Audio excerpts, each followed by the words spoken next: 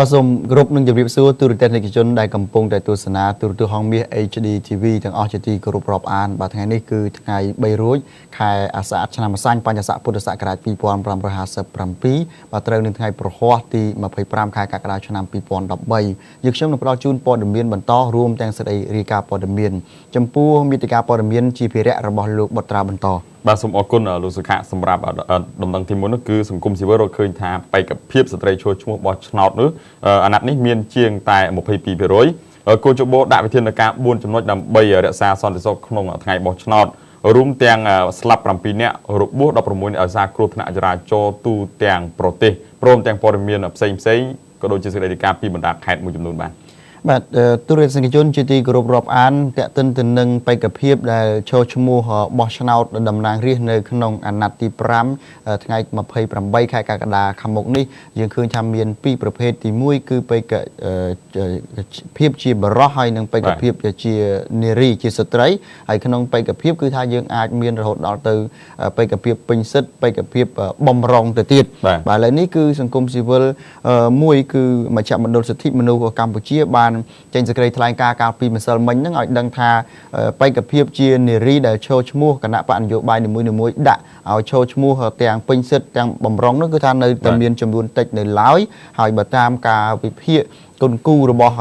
មជ្ឈមណ្ឌលសិទ្ធិមនុស្សកម្ពុជាគឺថាមាន 22.55% បាទនៅក្នុងនោះគឺហៅថា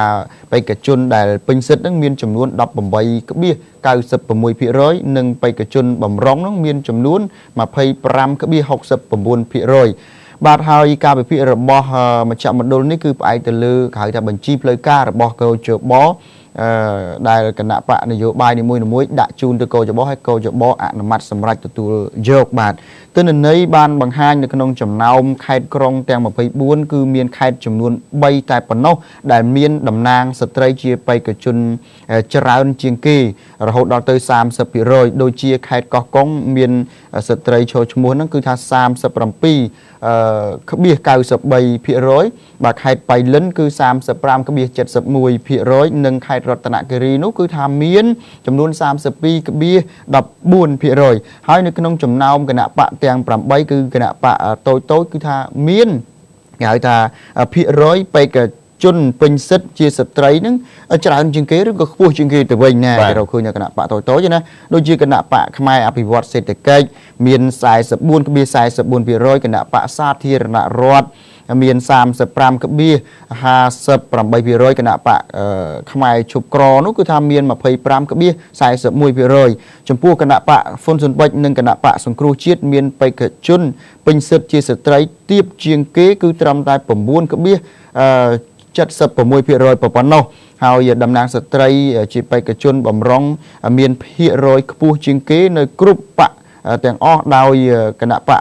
ចំនួន3មានតំណាងស្ត្រីជាបេក្ខជនខ្ពស់ជាងគេគឺ 55.56% ចំពោះគណៈបកហ៊ុនស៊ុនបិចនិងគណៈបកសង្គ្រោះជាតិនៅតែមានភាគរយទាបនៅក្នុងបញ្ជីដោយគណៈបកនីមួយៗគឺហៅថា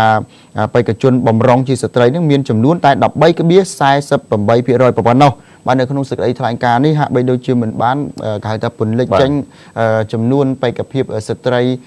របស់គណៈបកប្រជាជនកម្ពុជាទាំងពេញសិទ្ធិនិងបំរុងប្រហែលជាគណៈបកប្រជាជនកម្ពុជាមាន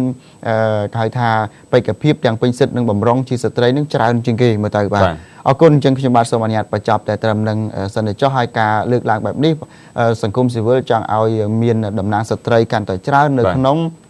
រដ្ឋសភាដើម្បីផ្ដល់នូវផលប្រយោជន៍ដល់ស្ត្រីផ្សេងៗដទៃទៀតពីព្រោះស្ត្រីនៅក្នុងប្រទេសកម្ពុជាយើងមាន 52% ហើយឡែកគណៈបកប្រជាជនកម្ពុជាក្រៅពីការបញ្ចូលសមាជិកជាស្ត្រីនៅក្នុងរដ្ឋសភាគឺបានប្រកាសនៅពេលថ្មីនេះថា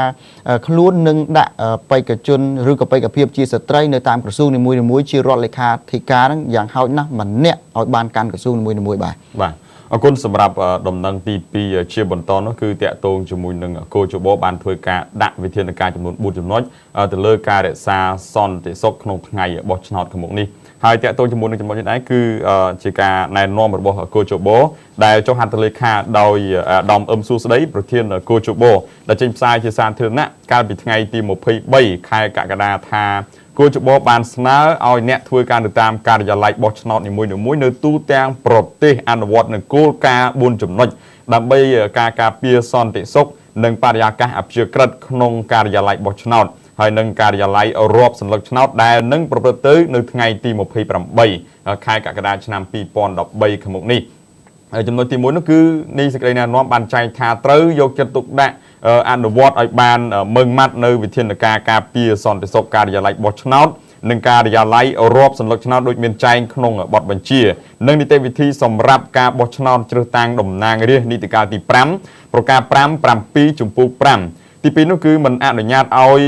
ចូលបរិវេណខាងក្រៅនិងបរិវេណខាងក្នុងនៅក្នុងបរិវេណការិយាល័យបោះឆ្នោតនិងការិយាល័យរាប់សន្លឹកឆ្នោតនៅរូបសញ្ញាឬសម្ភារៈឃោសនារបស់គណៈបកនយោបាយណាមួយឡើយទី3នោះគឺមិនអនុញ្ញាតឲ្យយកចូលបរិវេណខាងក្រៅនិងខាងក្នុងដូចគ្នានិងនៅក្នុងបរិវេណការិយាល័យបោះឆ្នោតនិងការិយាល័យរាប់សន្លឹកឆ្នោតនៅអ្នកទាំងឡាយណាដែលមានរូបសញ្ញាឬលេខជាការឃោសនាឲ្យគណៈបកនយោបាយណាមួយដែលត្រូវបានពាក់ឬក៏បិទភ្ជាប់ឬគូសលាបលើសម្លៀកបំពាក់រួមទាំងសម្លៀកបំពាក់កីឡាមួកឬសម្ភារៈជាប់ខ្លួនផ្សេងទៀតព្រមទាំងមុខក្បាលឬសក់ក្បាលផ្សេង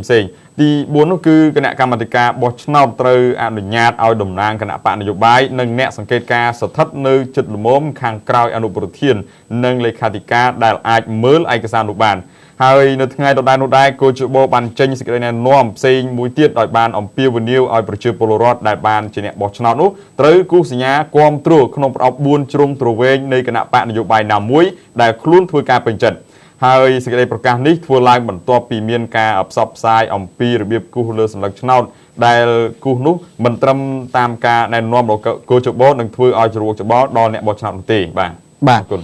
បាទទូរទស្សនិកជនជាទីមេត្រីពាក់ព័ន្ធទៅនឹងបញ្ហានេះដែរកាលពីម្សិលមិញនេះគឺថាកោចបបានចេញហៅថាសេចក្តីព្រមានមួយដល់ស្ថានីយវិទ្យុនិយាយឲ្យចំគឺវិទ្យុ ABC គឺថាកោចបបានតាមដានការផ្សព្វផ្សាយហើយបានរកឃើញថាវិទ្យុនេះគឺថាផ្សាយព័ត៌មានដែលតាក់ទិនទៅនឹងការឃោសនាបោះឆ្នោតហ្នឹងគឺថាមានចរិតហាក់បីដូចជាញុះញង់ហើយពេលខ្លះគឺខុសទៅនឹងគេហៅថាបែបបទប្រព័ន្ធផ្សព្វផ្សាយនិយាយឲ្យចំគឺថាខុសវិជ្ជាជីវៈជាអ្នកផ្សារព័ត៌មាននេះគឺជាអ្វីដែលខាងកោចបលោកលើកឡើងហើយលោកបានដាក់ឲ្យវិទ្យុនេះធ្វើការកែតម្រូវឲ្យបានល្អប្រសើរនៅក្នុងការផ្សព្វផ្សាយព័ត៌មានហើយបើសិនជាក្នុងករណីនៅតែបន្តផ្សាយបែបនេះតទៅទៀតគឺថាកោចបនឹងស្នើទៅក្រសួងព័ត៌មានឲ្យចាត់វិធានការទៅតាមផ្លូវច្បាប់នេះគឺជាសេចក្តីរបស់កោចបកាលពីម្សិលមិញបាទទូរទស្សនិកជនជាទីគោរពជាបន្តកម្មវិធីរបស់បានឈានចូលមកចប់នៅក្នុងវគ្គទី2វគ្គទី1ជាបន្តនឹងមុនចាប់ផ្ដើមបន្តនៅជួបវគ្គទី2របស់យើងបន្តទៀតសូមអនុញ្ញាតសម្រាប់បន្តិចសិនបាទ